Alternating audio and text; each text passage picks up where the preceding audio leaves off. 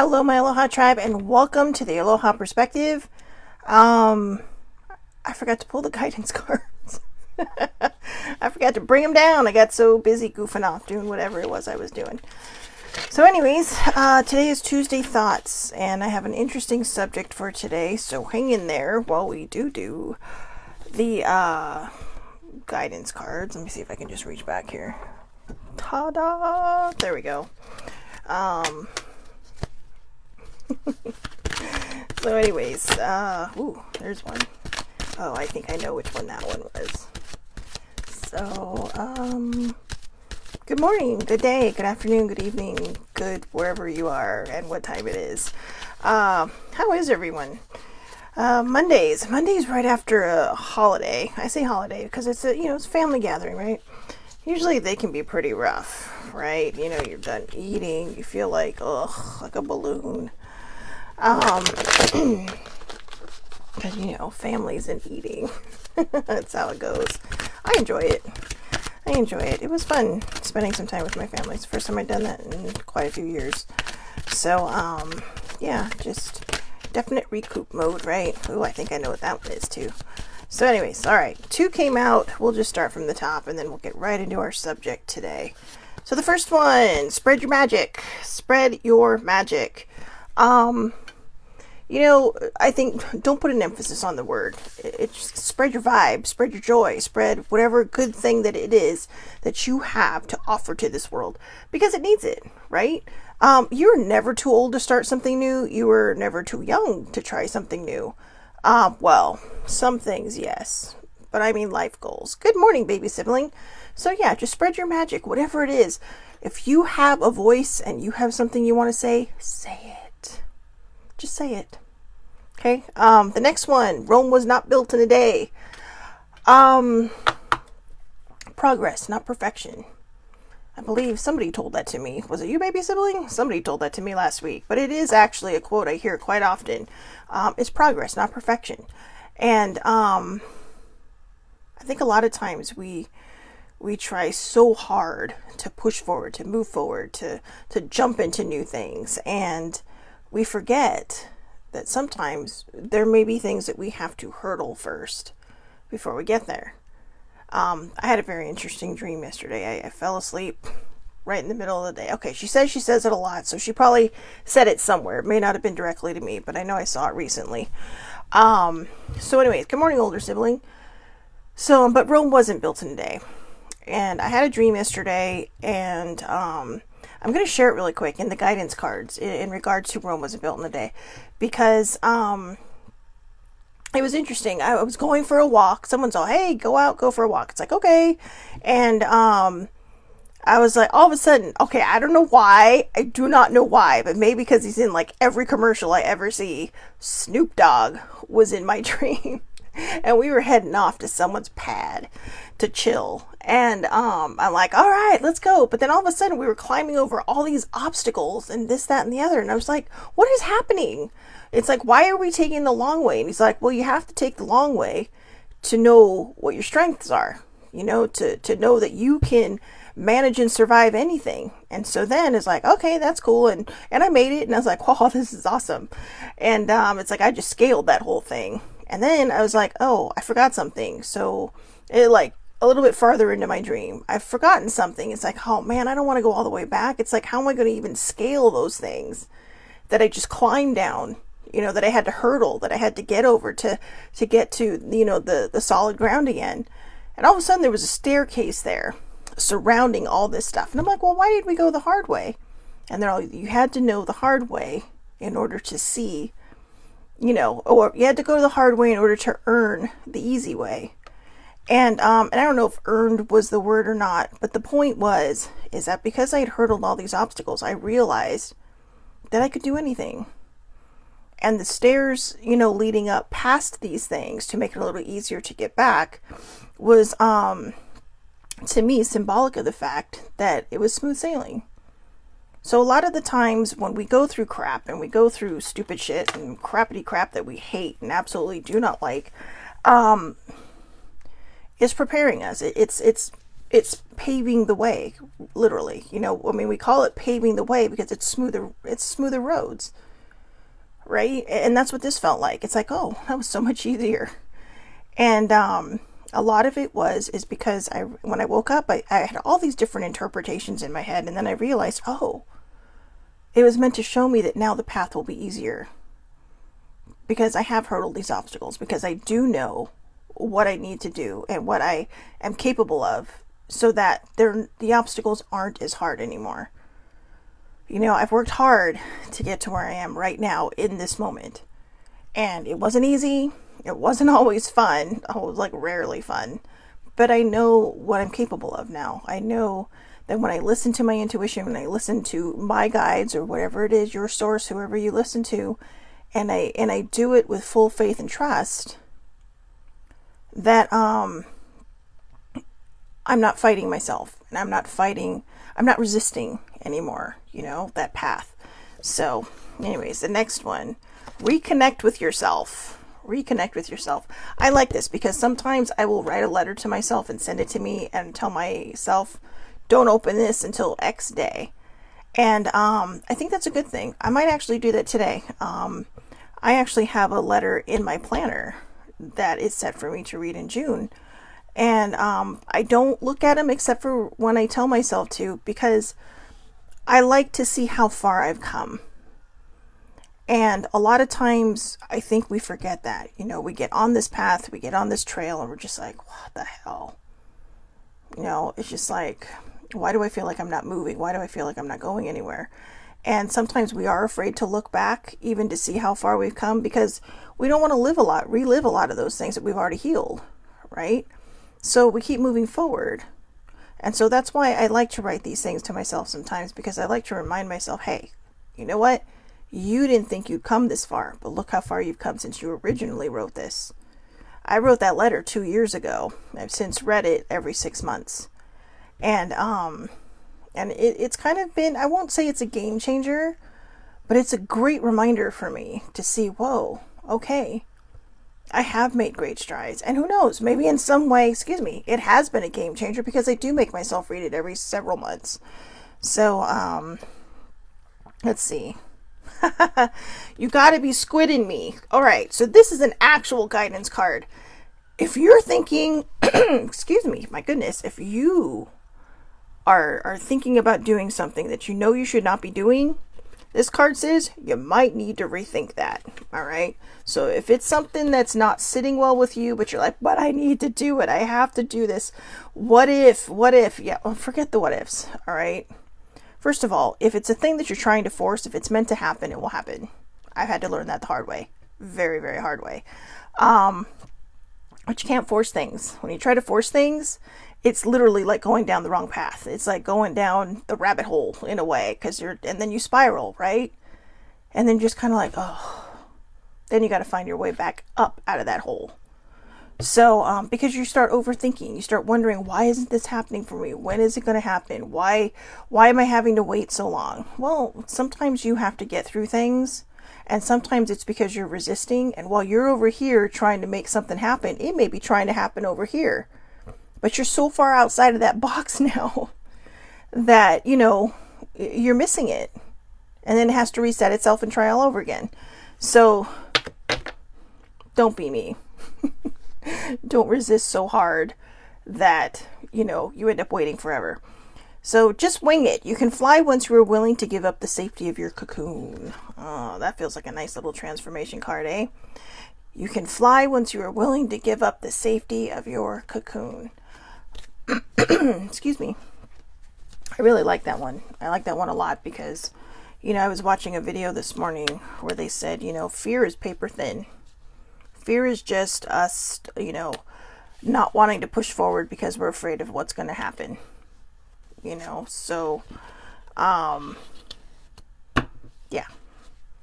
Don't give in to fear. All right. Fear is a liar. Fear is a liar. So today, Tuesday Thoughts. I want to talk about ageism. Okay. I know not everybody's thing, and you know I've done my fair share of teasing, you know, but I don't feel young anymore. And I don't mean No, actually, I feel young, but I know I'm not that young anymore. I think a lot of times when we start to get older, we struggle with aging. And I think one of the big reasons we struggle with aging is based on the fact that, people will say things, and I said some pretty bad things this last weekend, and I didn't mean to. I was just kind of like, it was just rolling out of my head, and I don't know, maybe it was insecurities, I don't know what it was, but I didn't mean for it to be hurtful, but I guess it was, and I apologize to older sibling for that, because she was like, really? And I don't know if she realized I was kidding, but you know what, in a way, it's joking but not joking. I mean, for all intents and purposes, I was the youngest one sitting at that table. And yet, when I moved to a different table, I was somewhere in the middle. And then, when I was hanging out with some other people, I was the oldest. So, in an entire day, I went from being the youngest to somewhere in the middle to the oldest. And it never dawned on me till right now, any of those scenarios. But we always blame it on society, right? It's the society we live in. But we always think it's generational. It's not generational. This has been going on for decades and centuries. Okay, it seems like the older people get, the older people get, the more we start to freak out. Because, you're starting to head towards death. And I don't mean that to sound morbid or anything, but we're getting older. Nobody gets out of this life alive. Okay? So maybe a vampire, but even they, I'm sure, get tired of it after a while. But I was reading something the other day, and I follow a woman named Karen Unruh on Twitter, and I love her stuff. And lately, a lot of her stuff has been on aging, because she's getting older, and but I like it because she's kind of like last week I called older sibling the tugboat of my life, because she really helps guide me, right? She helps guide you through those rough seas. And Karen she's kind of, with her tweets and her posts, she's kind of guiding people through this whole aging thing. Like, she shares her experiences, like a lot of us do on there when we advocate for certain things. She was in a very, very bad relationship, to a very abusive man, I believe. And then at some point later, after she was able to escape that, she actually came out of the closet. So, but it's been fascinating since I started following her and just watching all this progression. And what I do like too is that sometimes when you reply to her, if she sees it, she will reply back. And what I like about that is sometimes you just need that extra kick. You need that extra motivation. And she was asking people how, there was a whole meme that went with it, and I forgot to write that down, I'm sorry, but she was asking people how they felt about getting older. And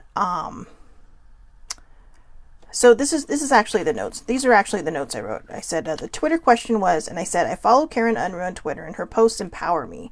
She asked how people were doing with aging. I replied with, I bounce. Some days it's like look at me getting this far in life, right? I'm sure my siblings are sitting there going, I don't know how this girl made it through the last 7 or 8 years. So anyways, I said, I bounce. Some days it's like, look at me getting this far in life. Other times I love it. And on occasion, it's the superficial feeling of who would want someone my age. Fortunately, I feel the I love it more than anything, which I do. And she replied with, that's the spirit. Oh, she said, that's the spirit. I bounce too. It's understandable in our society. But, she says, but honey, authenticity is the new sexy. And that I can get on board with. I love that. That's been her new phrase for a couple of weeks now. It just flew out of her mouth one day. And she said, authenticity is the new sexy. And I think it really should be. Sometimes I think we put too much into what is on the outside that we forget to look at what's on the inside, right? I mean, how many people do you know that just start dating someone because this happened a lot in high school, right? This is high school stuff where they're like, oh my God, he's so hot. Oh, he asked me out. And then you like get together and you're like, oh, I had a crush on a guy for like a year and a half before I actually got up the nerve to meet him. And it was actually through a mutual friend that we finally met. And And I mean, I just thought he was so dreamy, right? And then we met, and not only was he quieter than I was, but we didn't have it was hard to get to know him because he wouldn't talk, and I thought I was shy.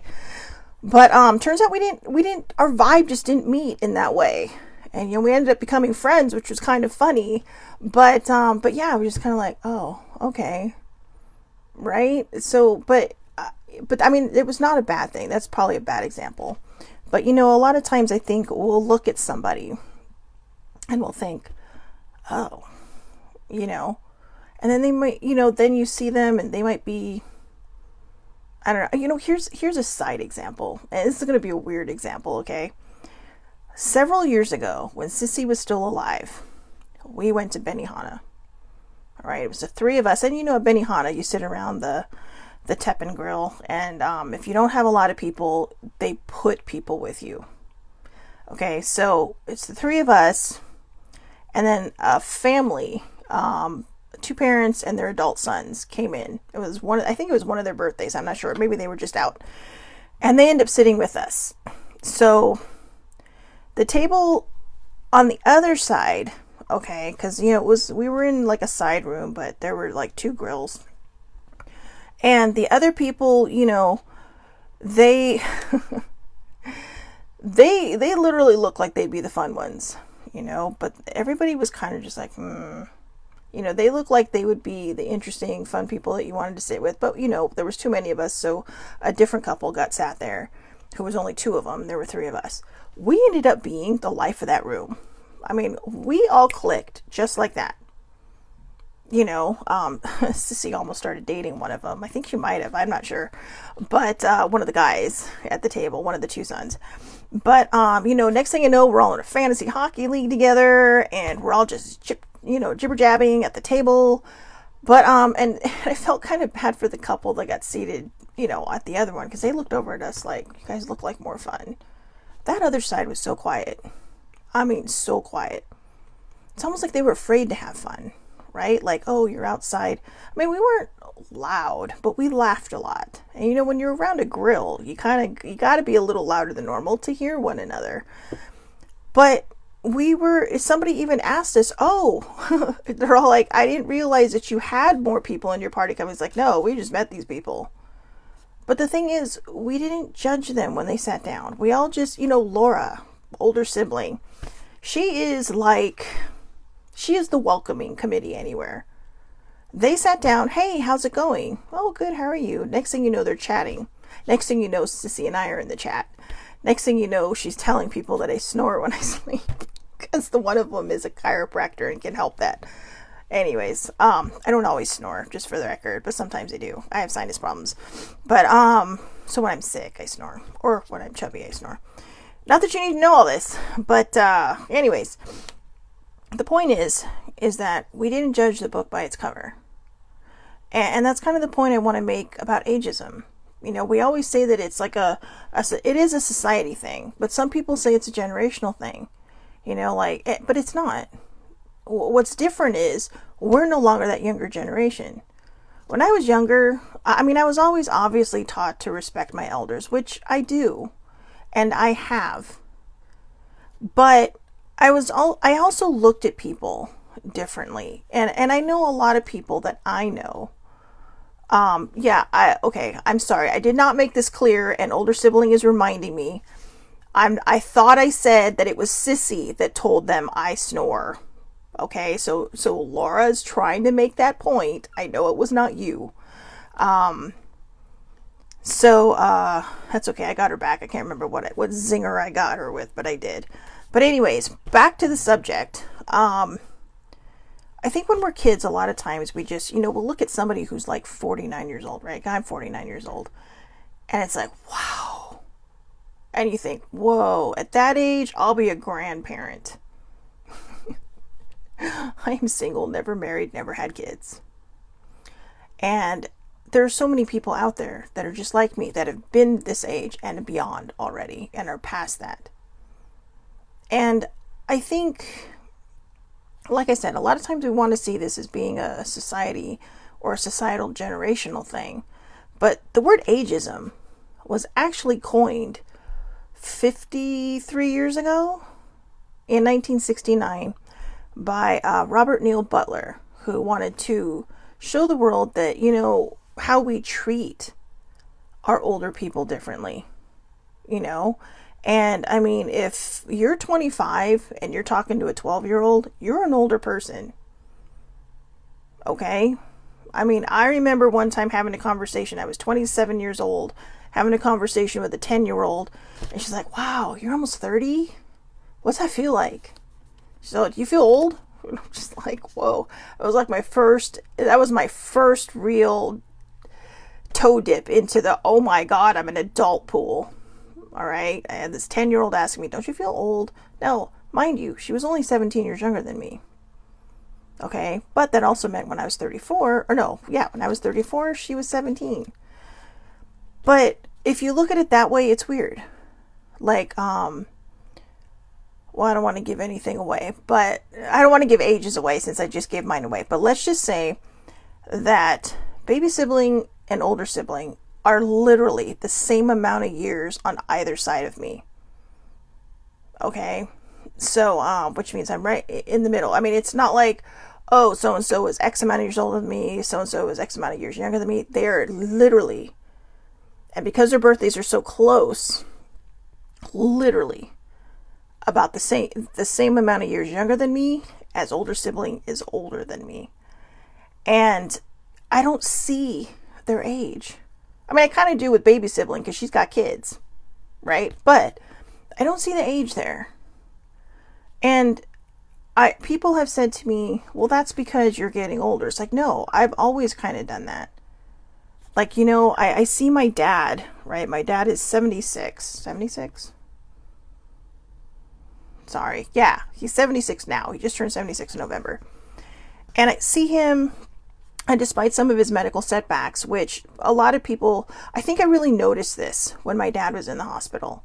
The first time it's like, well, people his age, and I'm like, you don't understand. The man literally just got back from a month-long road trip where he covered about 6,000 miles, and he did all the driving. He ended up in the hospital because he made a bad choice with his prescription meds, because he was the one driving. Older sibling, you do not act like a child. Anyways, you know what? I feel like it's one of those parents, that are sitting there talking to other people and their kid keeps doing something. It's like, stop it, stop it, stop it. So, but they kept trying to convince me that, well, people his age. And I'm like, and finally I had to tell him, I said, look, you know what? I said, please don't take this the wrong way, but my dad is not a normal 76-year-old. And then again, when he caught the virus, he ended up in the hospital for a few days, and they tried to tell me when giving me his updates the same thing. And it's like, stop, please. And it's not that I'm trying to keep my father young. I mean, yeah, I do. I've already lost my mother. I prefer to keep my father as long as I can. Okay? I do. Seriously. I'm not ready to be an orphan yet. But the point is even I realized I said that. What does 76 look like? I'll see news reports with people who are 70 years old. And I mean, I think my dad, no offense to them, could probably run circles around them. One of my former bosses retired when he was 87. Okay, 87 is when he retired. And that's just because or maybe 86 or 87, because computers were coming in so hard and heavy at that point that it was just like, you know what? I have better things to do than try to figure all this out while I'm trying to do my job. But up until the day he passed, I should say up until the day he fell and broke his clavicle, he was doing great. We got to take a little bit of extra care when we get older because, we want to stay in good shape. But in his case, it wasn't just he fell down. He fell downstairs. All right. He went all in on that one. But he was so lively and so spry and everything up until that moment. And I think part of him being so active all the time is really what kind of broke his spirit. And I'm not saying that that's what killed him, because he actually did have a stroke while he was I think he was in the rehab facility at the time, rehabbing all the injuries. But the point is that when we stay busy, you know, when we get older, like I said, we are going to have to mind some things that we do. I have to now, okay? I mean, like I said, I have a repaired torn knee. You know, that hinders me a bit, but I've had that knee problem. I've had a knee problem since I was 14, okay? But I have had arthritis in my right knee since I was 14 because of a sports injury. Well, sort of a sports injury. It was a boogie boarding accident. But, anyways, yeah, you know, it wasn't dire, guys, but I got rolled onto the sand and my knee hit a rock and boom, triggered it. So anyways, like a big rock. And, but it's just little things like that, right? So, I mean, I obviously have knee problems in both my knees, but I've had those since before I turned 30.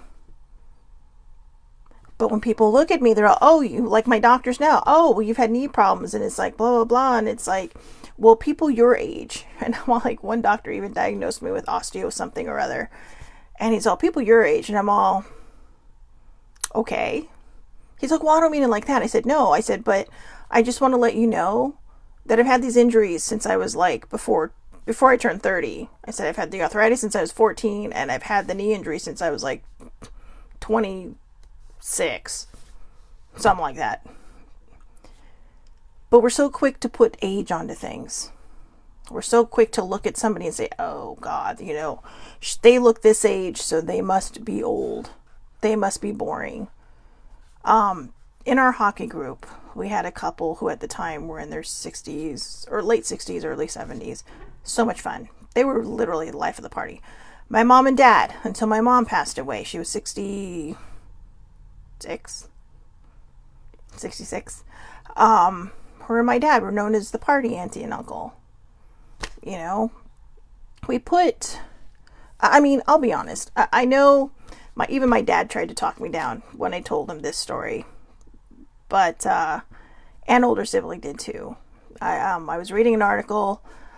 Some guy was talking about how, this couple was being mistreated at an amusement park because, you know, they made the mistake and didn't realize that, when they bought their tickets to this place, okay, it's Disneyland, because I'm about to give that away anyways, that they had to make reservations for the day they wanted to go.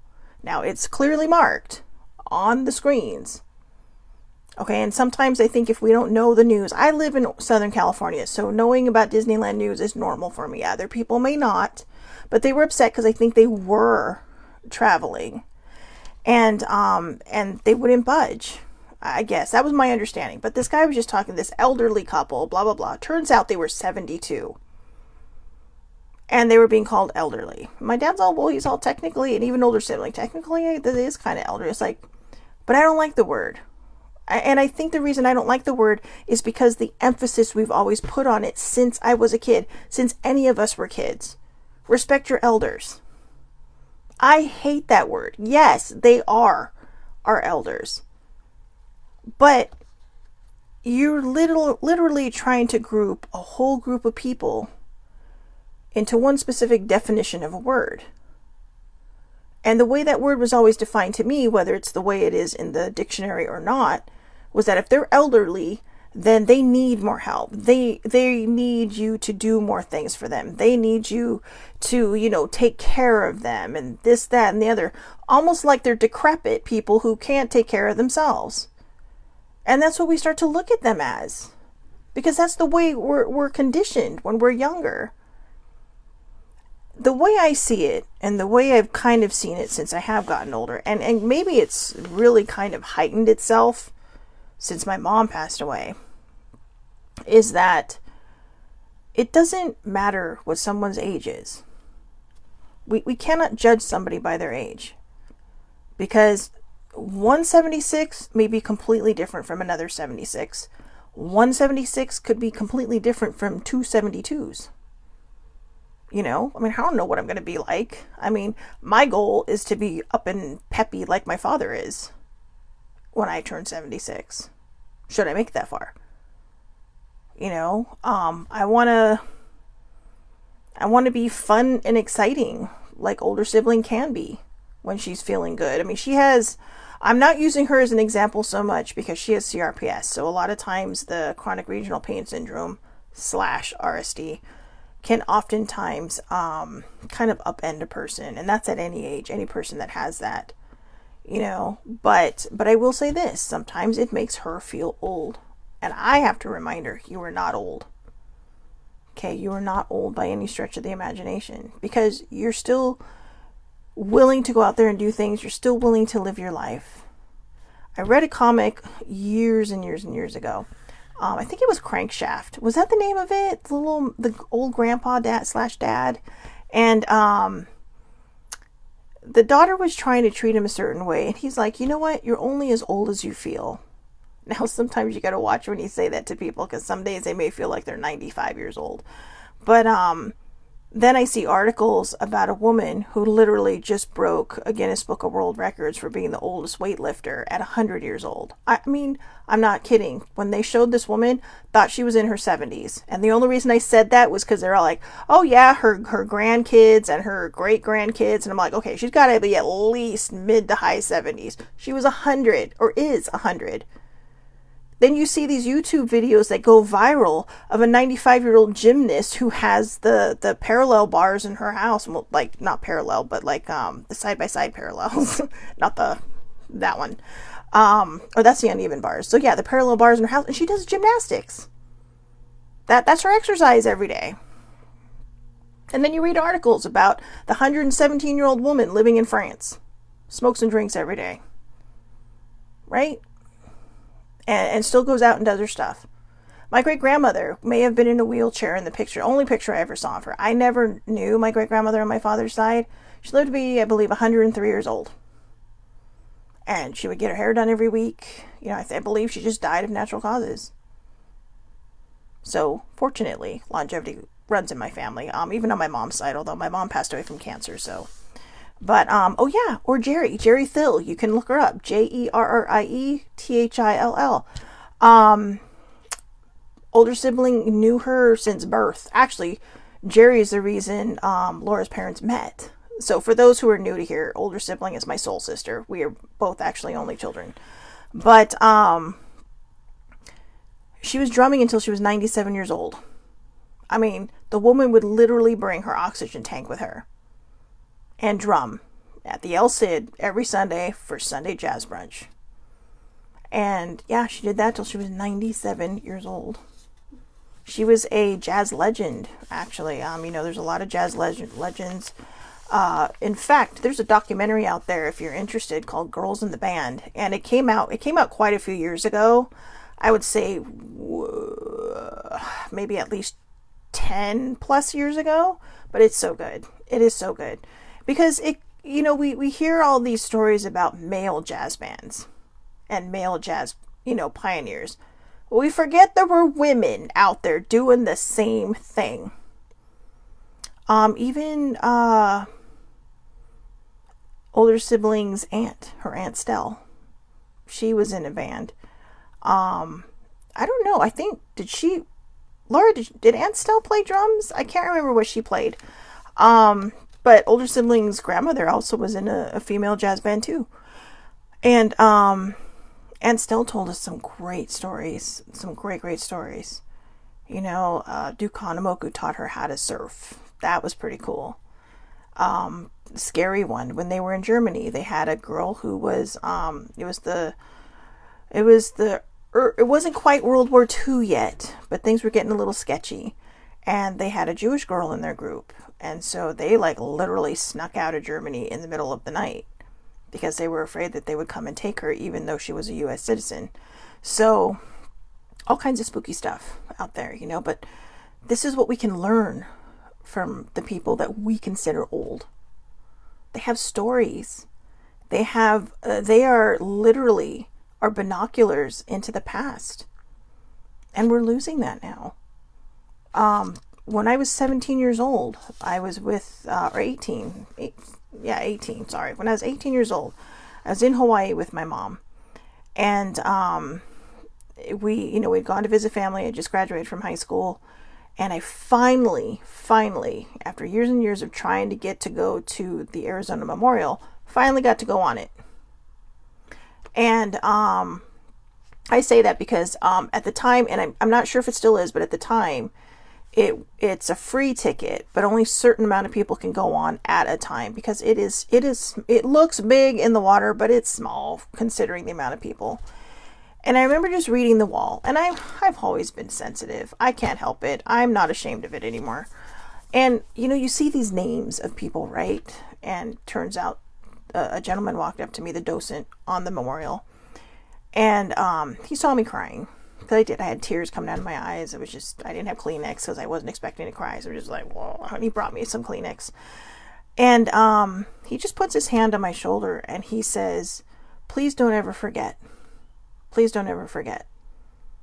And then he looks at me, he's like, I'm counting on you to remember, because we're not going to be around forever.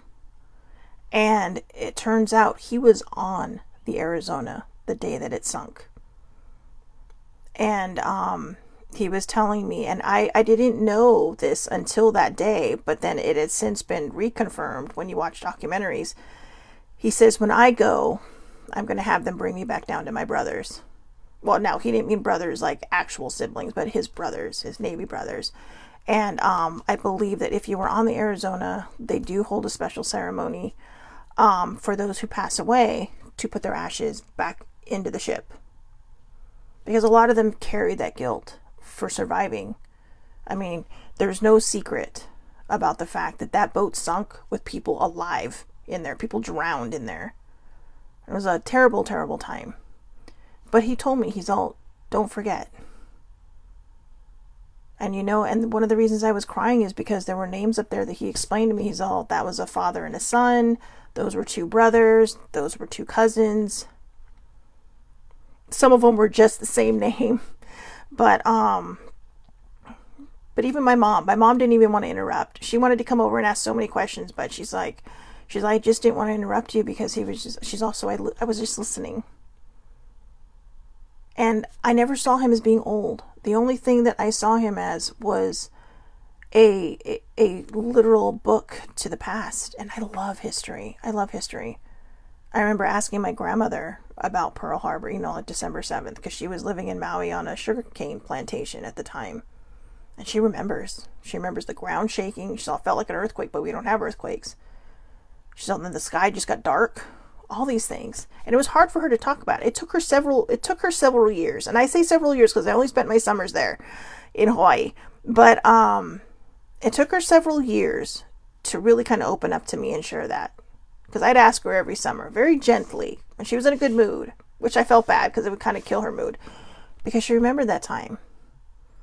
And then finally, I guess I'd asked so many times, she's like, why do you want to know so bad? I'm like, because I love history.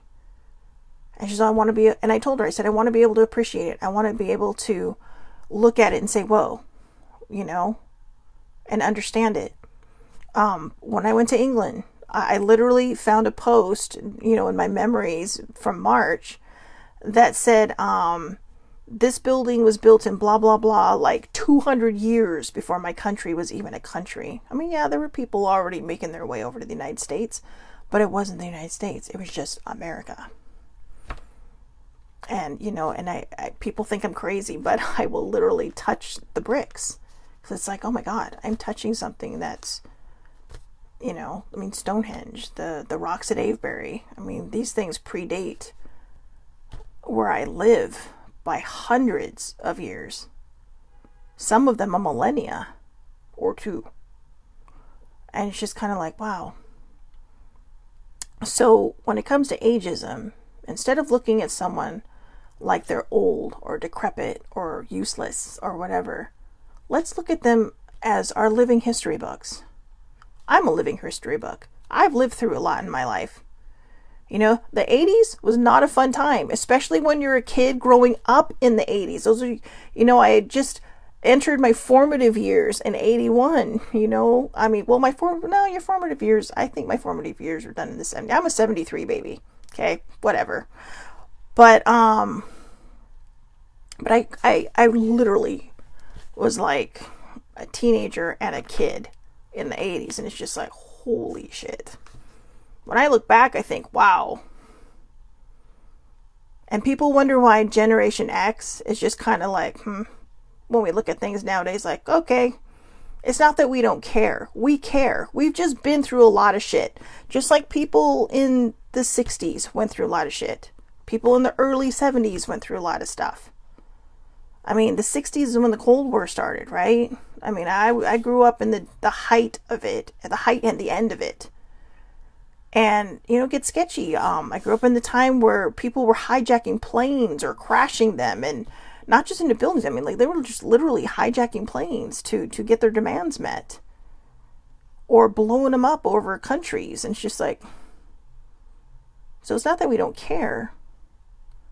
We've just seen a lot in our life. And a lot of people don't realize how much we've seen in our life because we didn't grow up through a world war. But we grew up in a time without technology, too. I mean, computers were barely in their, you know, childhood phase when I was growing up. You know, I mean, they're nothing like we have now. No cell phones. I mean, if you had a brick phone or a car in your phone, it's because you had money. And I mean a lot of money. I mean, like Elon Musk kind of money. But now that I'm getting older, I can see where some of these things affect people.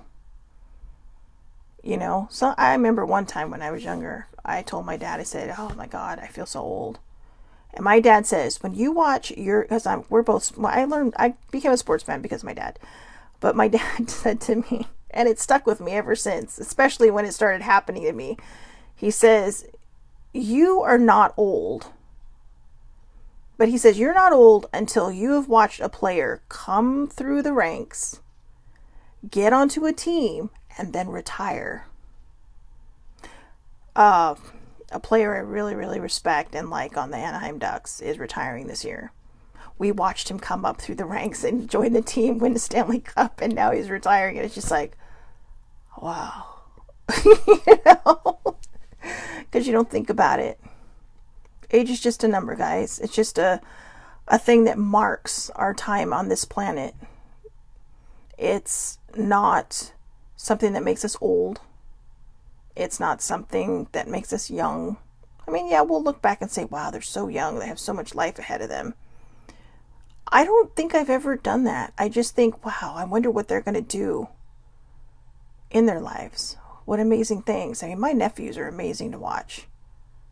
You know, they're just on every level, all of them. Not just the two in Arizona that I really get to keep tabs on a lot, but all of them.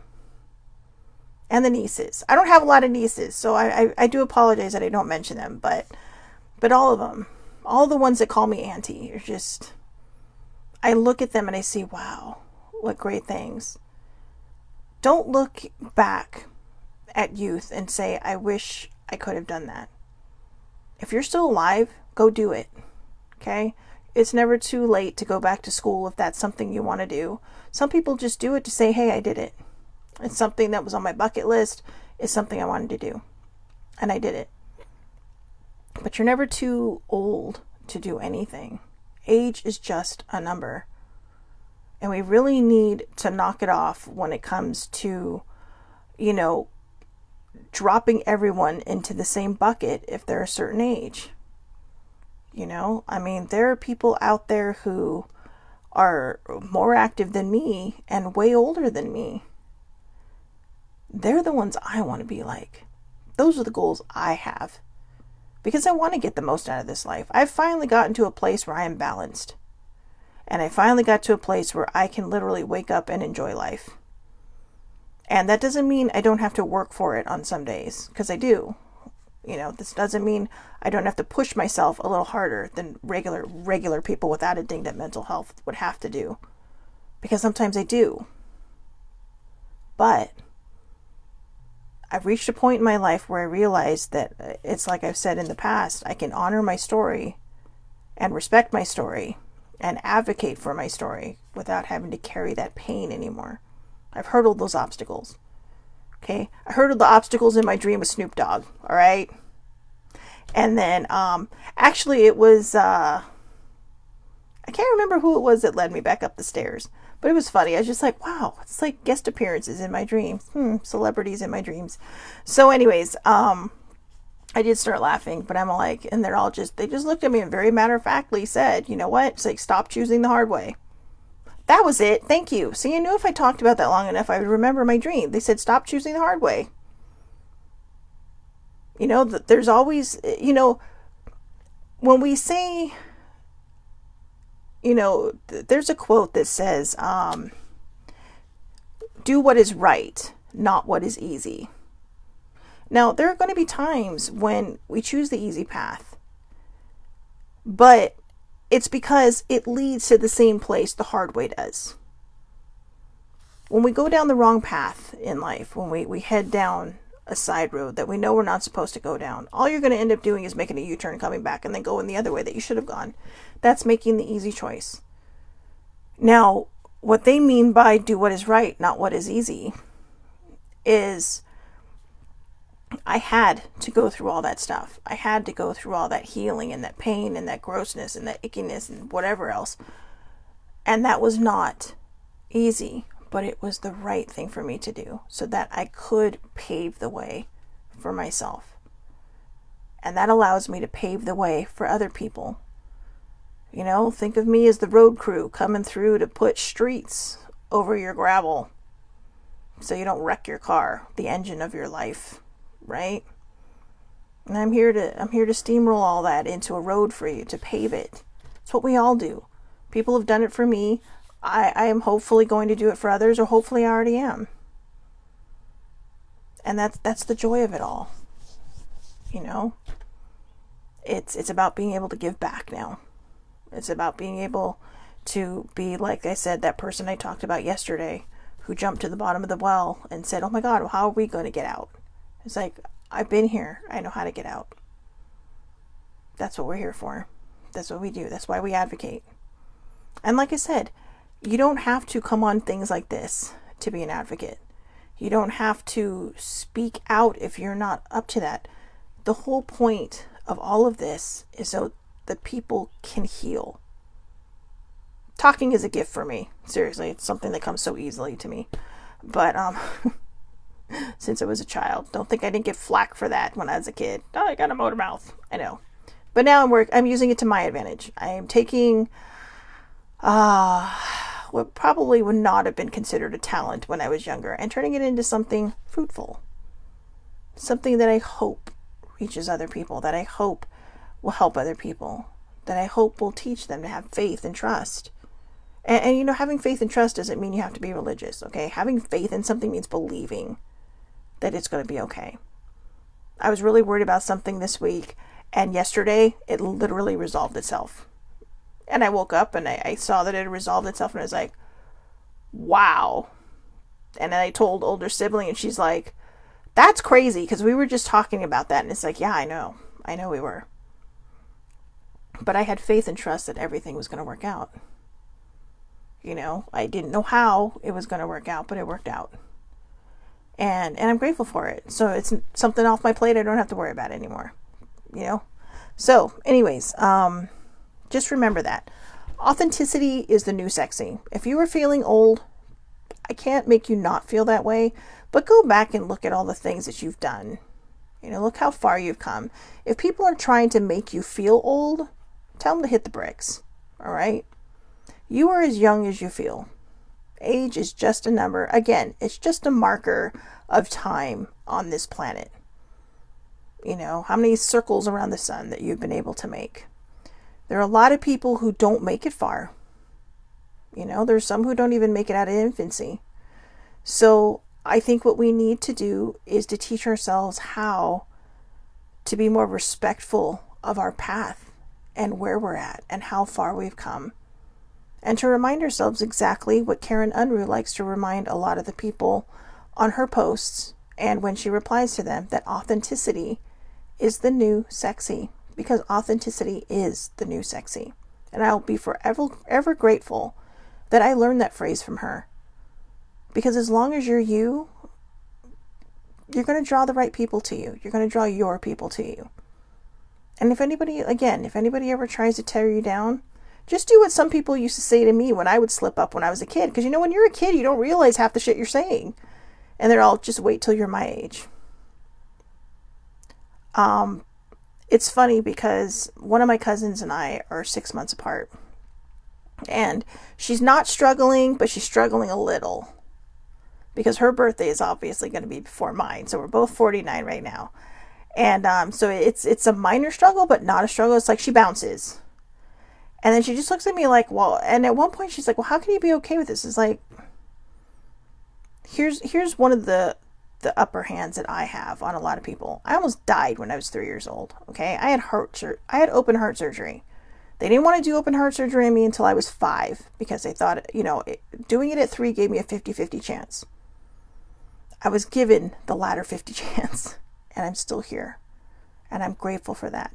That's why I'm on this health journey. That's why I'm on this, this path to get myself better, because I want to make sure this girl keeps ticking for a long, long time. I was given a gift. And it's taken me a long time to really, truly understand and appreciate. I've always appreciated it. Or I've always understood it, I should say. But it's taken me a long time to truly appreciate what my heart has done for me. And all the people that have prayed for me throughout my life. My mom, right?